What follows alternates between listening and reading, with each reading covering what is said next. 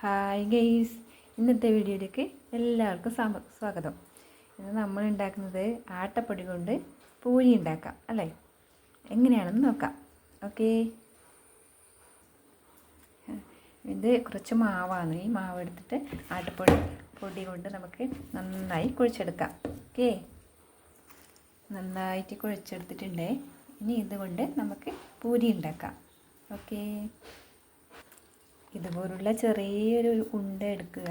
എനിക്ക് അങ്ങനെയൊന്നും അറിയില്ല ഗൈസ്, എന്നാലും ഞാൻ അറിയുന്ന പോലെ നോക്കട്ടെ, ശ്രമിച്ചു നോക്കാം കേട്ടോ.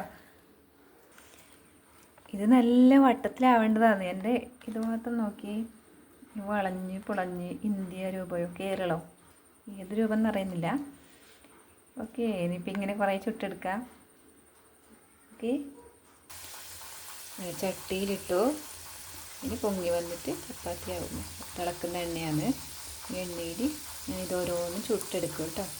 ഷേപ്പൊന്നുമില്ല, എന്നാലും പൂരി എന്ന് പറയാം.